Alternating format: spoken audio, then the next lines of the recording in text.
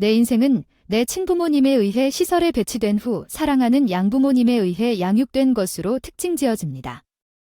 이 양부모는 다름 아닌 제가 살고 있는 지역에서 유명하고 매력적인 꽃집 스미스를 운영하는 MRS&MRS 스미스입니다.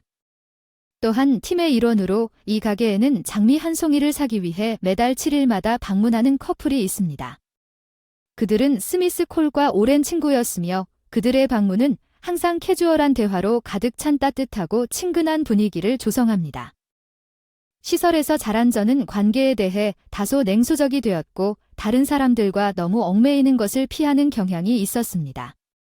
그러나 이 특별한 날에는 어떤 이유에서인지 이 커플과 대화할 용기를 찾았습니다. 항상 매달 7일에 저희를 방문해 주셔서 감사합니다. 내 갑작스러운 접근의 부부는 처음에는 놀랐지만 이내 따뜻한 미소로 답해 주었다. 사실은 사랑하는 딸들의 기일이기도 하다. 그들의 대답을 듣고 나는 내 질문이 너무 거슬리지 않았나 하는 걱정에 패닉이 닥쳤다. 그리고 사람들과의 깊은 교류가 익숙하지 않아 무슨 말을 해야 할지 막막했고 나의 시도가 실패했다는 불안감에 사로잡혔고 새로운 시도의 어려움이 눈에 띄어서 깊은 후회를 느꼈지만 부부가 계속 이야기를 나누면서 그들의 딸 저는 점차 그들의 이야기에 대해 유대감과 따뜻함을 느끼기 시작했습니다. 제 이름은 제시커 위렴즈이고 저는 29세입니다. 저는 조용한 교회 침실 커뮤니티에 위치한 꽃집에서 일하고 있습니다. 꽃집 스미스라는 애칭으로 알려진 꽃집은 필수적이고 따뜻한 사람입니다. 지역 주민들을 위한 존재감 가게의 얼굴 애나 스미스는 사교적이고 쾌활한 성격과 뛰어난 꽃 다루는 솜씨로 널리 알려져 있으며 그녀의 평판 덕분에 가게는 지역 학교에서 주관하는 오픈 축하 행사 주문으로 끊임없이 분주하다. 백그라운드 플로리스트 스미스는 방문 고객 수만으로는 예상할 수 없는 놀라운 매출을 달성합니다. 바쁜 일상 속에서 안나를 지원하는 남편이자 비즈니스 파트너인 리암.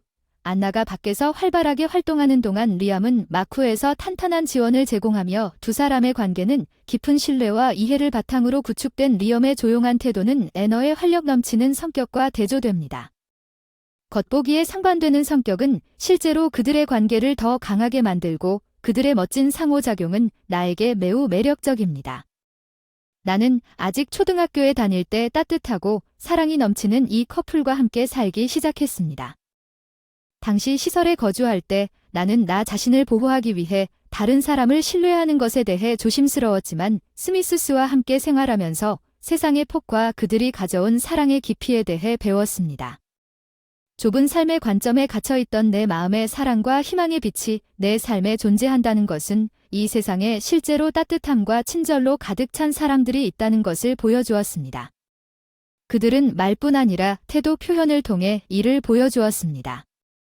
18살에 자립을 결심하고 혼자 생활을 시작했지만 취업에 어려움을 겪고 미래에 대해 긍정적이지 못해서 상실감을 느꼈던 때가 있었습니다. 취업 면접에서 말을 잘 못했고 아무 일도 잘 안 될 것 같았고 모든 일에 무관심해지던 시점에 나는 아르바이트를 할 수가 없었다. 플로레스 스미스가 막 문을 닫고 그 앞에 서서 멍하니 바라보고 있었다. 가게 안나는 내가 따뜻한 미소를 지으며 팔을 벌린 것을 알아차리고 돌아왔다고 말했습니다. 왠지 친가족이 아니기 때문에 항상 거리를 두는 나를 보호하기 위해 거리를 두는 것이 강한 잘못된 습관이 되었지만 바꾸기가 쉽지 않은데 안나가 내 망설임을 눈치채고 재빨리 유머로 지적해 줄 수 있을까? 리암이 집에서 만든 반찬을 권했을 때 물었지. 우리는 가족이니 거스르지 않아도 돼. 내 등을 가볍게 두드리며 따뜻하게 강조하며 격려해줘서 넌 왜 항상 거리를 두려고 해. 그러지 말라고 했어. 손가락으로 내 이마를 부드럽게 어루만지는 애정 가득한 몸짓 애너와 리엄의 따뜻한 몸짓은 진심으로 감사하지만 그들의 따뜻한 조언을 공개적으로 따르는 나의 뿌리 깊은 회의를 생각하는 것은 매우 어려운 일입니다. 나는 애너와 리엄을 깊이 신뢰합니다. 그럼에도 불구하고 리암과 그들에 대한 고마움은 헤아릴 수 없을 정도다. 나 자신을 변화시키고 싶은 마음도 있고 그 은혜에 보답하고 싶은 마음도 있지만 아직 그들에게 어떻게 보답할지 뚜렷한 계획이나 비전이 없어서 내 존재에 대해 깊이 고민할 때가 많다. 그리고 내 삶이 우연히 선택되었다는 이유로 큰 저항 없이 끝을 향해 어떤 체념을 느끼는 삶의 목적은 어느 순간 원하지 않았음에도 불구하고 그 본질적인 가치를 바꾸지 않습니다. 제시카는 내 생물학적인 사랑으로 나에게 붙여진 이름이 아닙니다. 부모님도 아니고 애너와 리엄에 의해서도 개인적인 감정이나 애정 없이 단순히 행정 절차를 통해 결정된 이름입니다. 제가 특별히 좋아하지 않는 이름이지만 최근에는 그것이 나에게 어떻게든 적합할 수도 있다는 것을 받아들이기 시작했습니다. 인생의 목적을 찾는 것보다 무엇이든 믿을 수 있고 무엇이든 진심으로 관심을 가질 수 있다는 것. 나는 매일 시간을 더 빠르게 보낼 방법을 찾는 것에 더 관심이 있었고 삶에 대한 희망도 없이 지루했고 시간이 지나가 기만을 기다리고 있었다. 나와 같은 시설에 살았던 다른 아이들은 아마도 나를 좋아하는 듯 감정의 파동이 없는 형언할 수 없는 공허함으로 가득 차서 나와 교류하고 싶은 마음도 없었고 시설 구석에 숨어서 그들과 어울려야 할 의미도 찾지 못했을 것이다. 정원의 한적한 곳에서 대부분의 시간을 혼자 보내는 다른 아이들의 관심을 피할 수 있었습니다. 단 한 명의 특이한 소녀는 나와 일방적인 대화를 계속하려고 했고 내가 반응하지 않음에도 불구하고 조용히 그림자 속에서 시간을 보냈습니다. 그녀는 자신만의 세계에서 계속 말을 이어갔고 내가 그녀의 미소를 외면했을 때 진심 어린 미소로 내 얼굴을 바라보았다. 당신은 부끄러웠을 뿐이었다. 그녀는 웃으며 다시 말을 시작했다. 이 상호작용은 날마다 계속되었고 결국 내 일상의 일부가 되었다. 그녀는 계속 말을 이었다. 나는 일방적으로 우리 관계를 정상화하기 위해 반응하지 않았습니다. 나는 그녀의 존재를 결코 거부하지 않았지만 그녀에게 다른 친구가 많음에도 불구하고 그것을 적극적으로 받아들이지 않았습니다. 나는 그녀가 내 근처에 머무르는 이유가 항상 궁금했습니다. 결국 나는 그 소녀의 이름조차 알지 못했고 시간은 조용히 흘러갔고 아마도 그녀는 어느 시점에서 자신을 소개하려고 시도했지만 그러한 정보는 내 기억에서 찾을 수 없습니다. 내가 시설에 살았던 정확한 아이들의 수와 그들의 현재 세부사항 스미스 부부 외에는 누구에게도 무관심한 내 현재 상태를 고려하면 삶은 내 기억에서 모두 사라졌습니다. 다른 사람들과 깊이 교류하려는 욕구가 부족할 수도 있지만 내 마음속에 남아있는 유일한 명확한 기억은 들장미에 물을 주는 소녀에 대한 것입니다. 나는 싫어했습니다. 가시 덩굴이 사방으로 뻗어있는 들장미는 어째서인지 나에게 사랑을 주지 못했는데 왜 이제 한 가지 확실한 것은 그 들장미가 빨리 시들기를 간절히 바랐는데도 소녀는 계속해서 들장미에 물을 주었습니다. 다른 꽃인 것처럼 사랑한다. 내가 불편하다고 말한 유일한 것은 그녀가 로즈에게 물을 주지 않을 때였다. 로즈가 괜찮지 않다고 말하면 장난스러운 미소로 이유를 말해야 한다. 그녀는 그녀를 계속했다. 물을 주다 결국 나는 자연스럽게 불만을 표현하지 않게 되었다. 모든 사람을 향한 그녀의 활짝 웃는 모습과 남을 피하려는 나의 성향과 리트릿의 대조가 와일드로즈의 존재 덕분이었을지도 모른다. 내 껍질 속은 가시로 공격적일 것 같은 들장미와 달리 은은한 향기와 아름다운 모습으로 많은 사람들이 안정을 찾는 꽃처럼 가장 뚜렷하게 빛나고 그 소녀와 나의 작은 교류는 정식으로 결혼하는 날까지 계속됐다.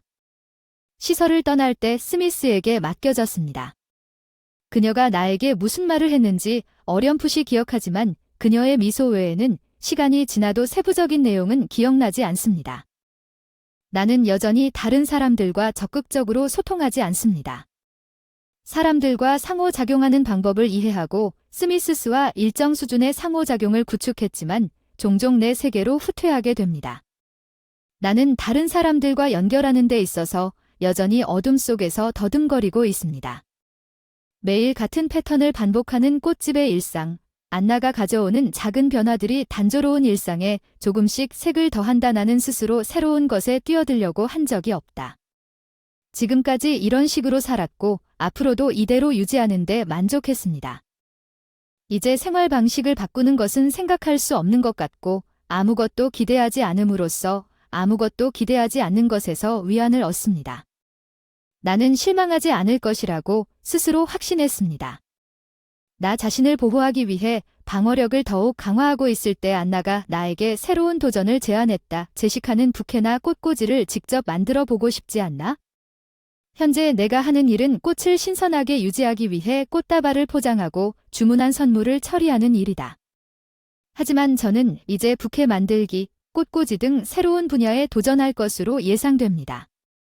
지금까지 다양한 고객 요청을 애너와 리엄에게 전달해왔고 정보를 제공하면서 듣고 응답하는 능력을 더욱 발전시켜야 할 것 같습니다. 저는 제시카가 고객이 당신을 선택한 것을 행복하게 만들 수 있는 작품을 만드는 재능이 있다고 확신합니다. 그래서 안나로부터 그렇게 높은 평가를 받는 것은 저에게 믿을 수 없을 만큼 기뻤지만 동시에 저는 도전하는 것을 고려해 보시겠습니까? 내 실력과 능력에 대한 불안감으로 즉각적으로 긍정적인 반응을 하지 못했다. 고객의 불만이나 불만을 불러일으키는 것에 대한 두려움을 떨쳐버리세요. 저도 고객의 요청에 따라 구체적인 작품을 만드는데 자신감이 부족해요. 불안해서 거절하려던 순간 안나가 다소 엄한 어조로 격려해줬어요. 처음부터 머뭇거릴 필요가 없어요. 우리가 충분히 지원해줄 테니까 혼자서 모든 걸 짊어질 필요는 전혀 없어. 그 말을 듣고 내 생각의 편견을 깨달았어. 내 불안과 걱정에만 집중해 여기에서 다른 사람에게 도움을 구하는 옵션을 간과하고 있었어. 따뜻한 사람들이 서로 응원해주는 플로리스트 스미스 안나는 내 어깨를 두드리며 웃기 시작했고 눈을 몇 번 깜박이는 모습을 보며 내 어깨를 붙잡고 부케와 어레인지를 하면서 고객과 소통하며 그들의 반응을 보면 그 정도를 알 수 있다는 것에 놀라게 될 것이다. 그게 정말 어떻게 되는 건지 좋아하는 꽃이 안나의 자신감 넘치는 태도를 완전히 지켜보며 얼굴이 환해지는 순간 이상하게 나도 노력하지 않고도 과연 할 수 있을 것 같은 기분이 들기 시작했다. 안나의 말에 의욕이 없든 부케 만들기에 도전하기로 마음먹었다는 만족감에 안나는 웃으며 고객에게 먼저 관심을 갖는 것이 중요하다고 플로리스트 스미스에서 일했던 비결이라고 말했습니다. 10년이 넘도록 저는 단골 손님의 얼굴과 이름을 잘 기억합니다. 특히 매월 7일마다 장미 한 송이를 사러 오는 브라운 씨 부부가 기억에 남습니다. 한나는 부드럽게 웨이브한 단발 헤어가 매력적이고 제임스는 댄디 헤어스타일을 하고 있습니다. 외모와 다가가기 쉬운 태도, 그들은 스미스 부부와 오랜 관계를 유지해왔으며 방문할 때마다 항상 활발한 대화를 나누며 기억에 남는 단골이 되었습니다. 비록 제가 대화를 하고 싶어 하기 전에는 그들이 이야기한 내용에 별로 관심을 기울이지 않았지만 말이죠. 부케와 꽃꽂이 제작을 위해 고객과의 커뮤니케이션 능력을 향상시키는 것을 목표로 합니다. 고객에게 관심을 갖는다는 애너의 강조점을 염두에 두고 매장 단골 고객과 교류하면서 연습을 시작하기로 했습니다. 처음으로 실례합니다. 매월 7일마다 오시는 걸 봤습니다. 예상치 못한 질문에 직면한 특별한 이유가 있습니까? 부부는 처음에는 놀란 표정을 보였지만 이내 친절한 태도로 바뀌었습니다. 네, 그날은 우리 사랑하는 사람의 월간 기념일입니다. 딸의 따뜻한 대답을 듣고 세상을 떠난다. 나는 내 질문이 부적절하지 않았을까 하는 깊은 불안감을 느꼈고 어떻게 대답해야 할지 난감했다. 그것이 현실이 되었을 때 그 순간 내 혼란을 느낀 듯 후회가 되었다. 제임스는 부드럽게 말을 시작했다.